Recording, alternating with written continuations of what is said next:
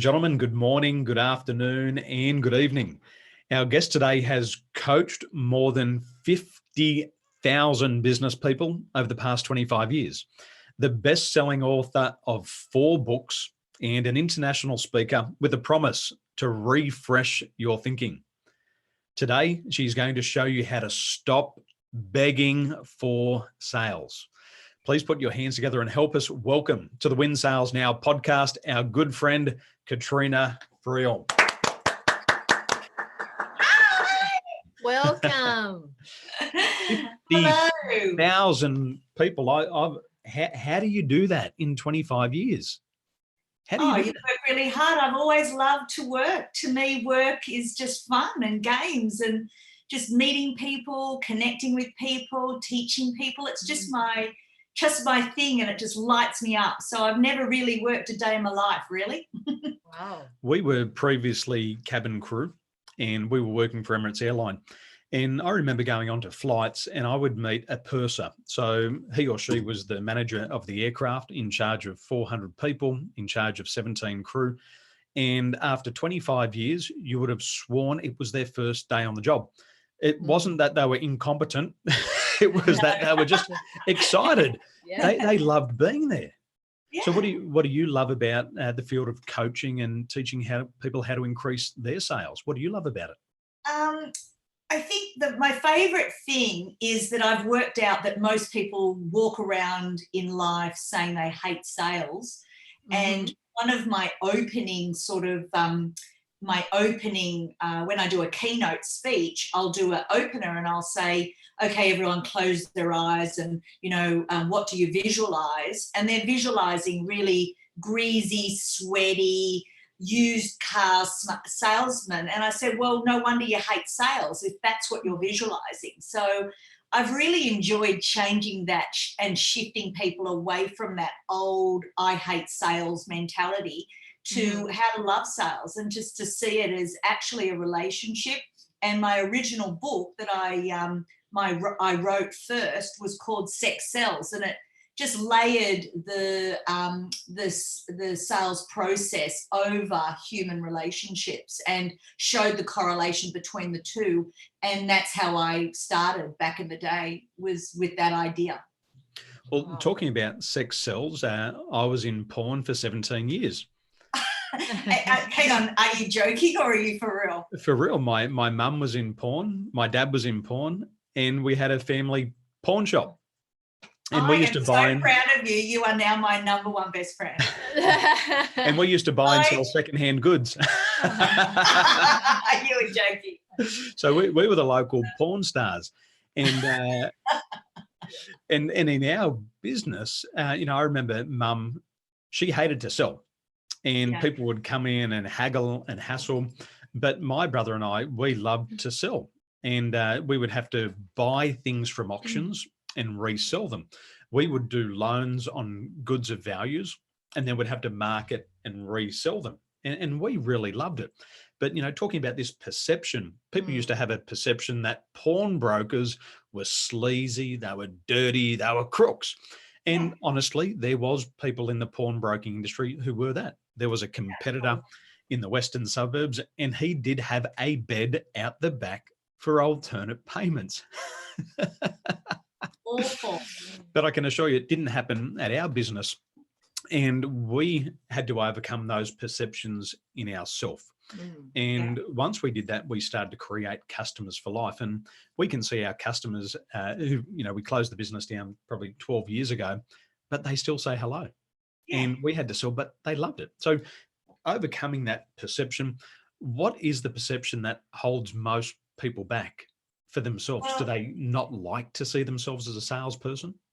It's because most people sell in a very, very bad way. So most people grow up having been sold stuff really badly to them. So I think that's where it all comes from, is they think, oh, they made me feel like this, so I don't want to make other people feel like that as well. And so what they don't realize is it's about making friends. It's about creating relationships. Some of your clients will be one-night stands, but make it the best one-night stand that they've ever had. and other relationships you'll create will be long-term. You'll go into marriage with them, and you want that marriage to last as long as possible and for both parties to be as happy as possible inside that marriage. So I think there is a, this perception that I think being sold to makes you feel bad, and nobody wants to make people feel bad. So I think that's where people start saying, I hate sales, and it's just not necessary, because actually it's a joyous experience. It should be a connecting experience. There's nothing better than connecting with another human being on a soul level, and you can do that through products and services. Interesting. You talk about the sex analogy there with the one night stand, and I believe that people, they want to make a sale, and that fear of rejection comes in. This person's going to buy from me, then they're going to leave me, they're never going to talk to me again. If that's what the customer wants, give them what they need. Exactly. And then you're going to have those longer term relationships where you can have sex and make sales as often as you want. Yeah. And then we talk about that in one of our books, and we call it marriage material. Yeah. You want to be able to be with this person, if you want to, for life. And if they want to, exactly right. And not everybody is marriage material. And I just think you have to get really good at one night stands as well. Yeah. Were you good at one night? Don't tell me. I will. I'll tell you. The past is the past. It made us the people we are today, as we say. Now, you've almost studied everything that you possibly can study on personal development, human development, increasing sales. Why did you get into this field, Katrina? Well, by the time I was 25, I had 2 burnouts, and my second burnout was due to the fact that I was doing 14-hour days, and I actually got sacked from that job because I was so burnt out. I couldn't even communicate correctly, and I was just so stressy to be around. So I'm not surprised I got sacked.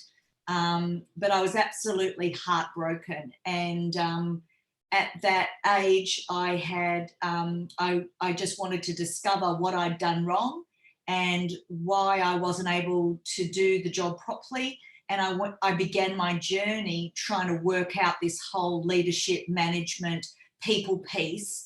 And I've been on that journey ever since. So I just never stopped studying, and I just got deeper and deeper into the human aspect of leadership, management, and very much around the sales piece. I think the sales piece kept coming up for me because I had so many roles in sales. And so it was a natural fit for me to become a bit of a specialist down that particular chute. But it just started from a very terrible 2 years I was burnt out for, and I had probably got adrenal fatigue, and I just lost all passion for life, and that wasn't who I was naturally. And that's when I knew I was not well and I needed to do something about it. So I went on this journey of discovery, and I've now done so many courses and learnt so many things, and now I can package things up very quickly and easily for my clients. Beautiful. What did it feel like to go through burnout? Because I know a lot of people when it comes to emotional intelligence, about 36% of the population can identify the emotion that they're feeling at the moment. So to be able to help people understand what burnout felt like for you, what were those feelings? So I don't call it depression because I think depression is a different thing. And so I think, first of all, we need to separate the two. Depression as in a chemical imbalance in your brain versus an emotional burnout where your body just loses all interest and passion and enthusiasm for the world. So for somebody like me, when I lose my passion and enthusiasm, it's really bloody obvious because I have so much passion and enthusiasm normally. And so for me to lose my whole identity, it felt very, very bad. And the way to work out if you're in burnout is it keeps churning around in your head. So you'd be walking down the street and it's in your head. You're going to sleep at night and it's going round and round in your head. You're replaying the work and the experience inside your head over and over and over again. And again, I knew that had stopped. you know you're well when that actually stops, and it starts to diminish over time. So it took 2 years for that to stop. And I just thought, I can't work like this. I can't certainly have this repeat itself. And I'm 51 now. I would have died at 40 if I had continued down that path. I just would have had one burnout after another until I had a heart attack and died. And so I really had to sort it out really early on, and I did. And now, you know, the rest is history, as they say. Were you the only person going through burnout? Are you the only person in the world who's experienced this, or is this quite common for business people? It's so common. I think in those days, 25 years ago, we didn't really talk about overwhelm, anxiety, depression, and burnout at all. They weren't even buzzwords in those days. So, you know, I labeled it a burnout, and, you know, that was it for me. But now it's really common. And I think business owners are hyper aware that their health is their wealth, and that you can build all the businesses you like. You can, and we've seen entrepreneurs build incredible businesses, but to end up divorced with no relationship with their children. These things are just not worth paying the price. So we've got to get health up the top of our agendas, and then business skills underneath that. So, you know, I think health needs to be at the top priority, and your mental health specifically as an entrepreneur needs to be top priority, because what is the point if you're a multi-millionaire on a yacht all by yourself that nobody wants to be with? I might get a few likes on Instagram. That'll keep me happy. Oh yeah, very, very, very fulfilling. So we know that likes and comments and engagement on social media is not real relationships as such. I'm very much of the old school about real connections, real heart-to-heart connections. And I always say to my clients, look, you really know if you've got a lead or a contact or a connection in business when they pick up the phone and return your call. If they won't return your call, they are not a real, you haven't done your job. They're not a real connection. In 1999, I started working in real estate, and text messages were coming around. Email was kind of being introduced, but the greatest technology we had was a fax machine. And my uncle, who was the business owner, he said to me, Daniel, he said, we're in a high touch business. He says, in a high tech world, now this is in 1999, we have to be high touch. And he said, if you want to get a sale across the line, you need to get nose to nose, belly to belly, knee to knee with your home seller. If you need to get a price improvement and you need to get that price dropped down so the house can sell, you need to do it face to face. So for me, that's all I knew. And I would go out and I'd get the price reductions, I'd get the deals done. But the other agents were relying on technology, trying to do it over the telephone, trying to do it via text message. And every morning in the Monday morning's sales meeting, they were the most stressed out people because they weren't connecting with people, and they knew it. And they were just constantly avoiding it. So this high-tech world, they didn't have any control. So you had control. You could pick up the phone and people would actually answer your call because you had the connection. Whereas with the advent of social media, people thought that social media would change our world in the sense that you wouldn't need face-to-face anymore, and that people were going to be cool connecting across the ether, the internet, the Ethernet. And quite frankly, we're doing that right this second. And this is a fabulous way of getting out to remote areas where people would never come in contact with you and I, unless it's this way. But this will start the relationship. This will spark some curiosity. This could spark the beginning of a relationship. But there is nothing that will ever stop being face-to-face together as the most powerful way to build connections. Social media really didn't change much. In fact, it lowered the bar on what is a relationship. Yeah. 100%. I'd like to share something here via the video screen. And here's a picture of you and your 4 top-selling books. Now, the one that I want to have a look at here is refresh your sales and 20 secrets to sales excellence. Now, the topic today is about stop begging for sales. So why do people beg for sales, and what can they do immediately so they don't feel the need that they have to beg to make a sale? What can they do? So the big takeaway today is putting balls in the air. So if you put enough balls in the air, then you don't care when the balls drop.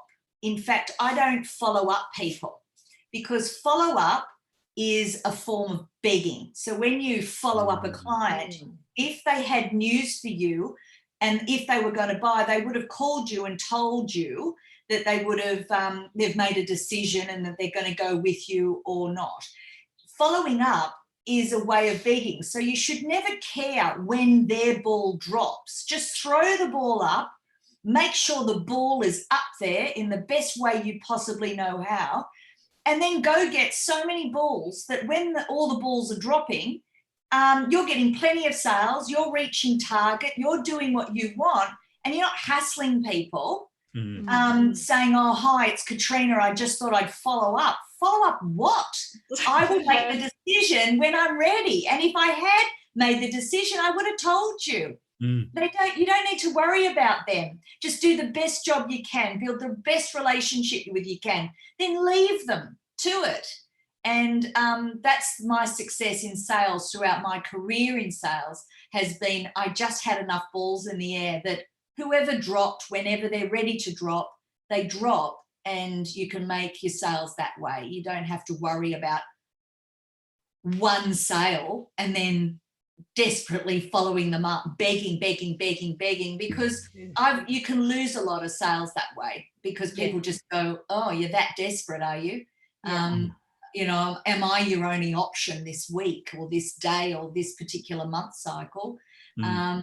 I learned that very early on in my sales career, and it's been really a secret of my success is balls in the air, and then how they drop is neither here nor there. That's in there. That's up to them. Yeah, I really resonate with this concept, because, you know, like for me, like people calling me like, yeah, I just follow up. As you say, follow up what? You know, if I really need it, I'll get back to you. And then because it's still a lot of people that are using the old way in the selling, that's why they fail. So I think that the strategy that you've been sharing, I think, is fabulous. Hi, just following up. Yeah, just fabulous. First of all, never say I'm just following up. If you had positioned yourself correctly in the first place, people will treat you with respect. And do not call yourself a sales rep. Don't call yourself a sales agent. Don't call yourself a sales development anything, business development, whatever. Don't call yourself that. You are an educator. You are a thought leader. You are an expert in your game. Only you know the product inside and out. I need you to educate me. If you don't educate me properly, then I don't give a shit. So I'm not going to buy. You failed to educate. So when you put the balls in the air, and a lot of them in the air, make sure that you're positioned as the expert in your field of excellence, not some pleb that knows nothing that I can get the information from the internet. You know, you're the expert. So they treat you as such. And if they don't treat you with respect, then you haven't positioned yourself as the expert. So you never need to follow up. They ring you and they apologize that they didn't come back to you in a week, like they said they did. They apologize that they didn't respond to your email, and they explain why. They say we delayed our meeting and we didn't get the guys in the room together, and now we've had the meeting and now we're ready. And so they treat you with respect. So watch the way they treat you. If you've positioned yourself as the expert in that you are, then you get the kudos associated with being an expert. But if you're a pleb, if you're a sales rep and you don't know your product inside and out, and you don't know anything and I don't really need you, then get out of my way. I'll educate myself and I may or may not buy from you. Yeah. We talk about this as a doctor of selling. When you go and see the doctor, he does three things. He does an examination, a diagnosis, and he offers a prescription. And he will tell you why you should take it now and the benefits, and he'll also tell you what will happen and the risks of not taking it. And the decision is up to you. I have never had a doctor ring up and say, Daniel, just following up, would you like to take my prescription? Doctors don't. Yeah. They have so many people lining up, and it's take it or leave it. I'll show you the benefits of taking it. I'll show you the risks of not taking it. The choice is yours. And doctors, you know, some of these surgeons, $750,000, $800,000 a year, and they're great salespeople, but they don't beg, they don't follow up. You take it or leave it. These are the risks. These are the rewards. Yeah. And Think I of love that. yourself as the doctor in your field. I love that. That's brilliant. I call it the expert in your field of excellence. And just educate really, really well, and you'll find that the